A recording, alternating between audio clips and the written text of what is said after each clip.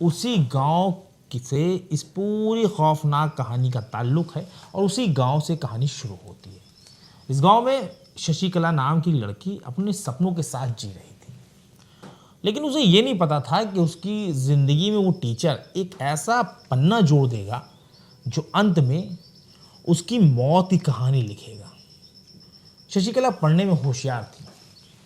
वो जब लाद हायर सेकेंडरी स्कूल में 11वीं में पढ़ रही थी तब जो है उसकी मुलाकात हुई थी मिलन दास से। मिलन दास एक टीचर जिसने उसके मासूम दिल में भरोसे का बीज बो दिया। लेकिन ये भरोसा एक ऐसा जहर था जो धीरे धीरे उसकी रगों में फैलने वाला था। स्कूल में शुरू हुई बातें कॉलेज तक पहुंच गई, फ़ोन पर लंबी लंबी बातचीत, फिर एक ऐसा रिश्ता बन गया जो समाज की नज़रों में अवैध है। जी हाँ, टीचर मिलन दास और शशिकला के बीच नाजायज रिश्ता पनपने लगा। परिवार और समाज की नज़रों से बचकर ये रिश्ता धीरे धीरे परवान चढ़ रहा था। लेकिन इस प्यार की कहानी में एक बड़ा मोड़ तब आता है जब शशिकला के घर वालों ने उसकी शादी तय कर दी। मिलन ये बात जानता था, लेकिन उसने कोई विरोध नहीं किया।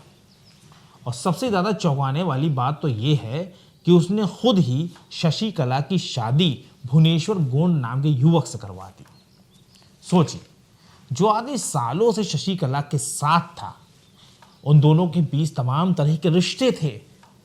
मतलब ये कह सकते हैं मानसिक रिश्ता एक दिमागी तौर पर, और एक फिजिकल रिलेशन, वो भी उनका जिस्मानी रिश्ता भी उन दोनों के बीच में चल रहा था।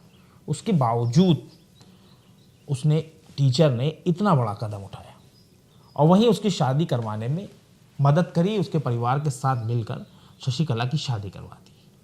लेकिन सवाल ये था कि आखिर वो शादी करवाने में मदद क्यों कर रहा था, क्योंकि कहानी यहाँ ख़त्म नहीं होती।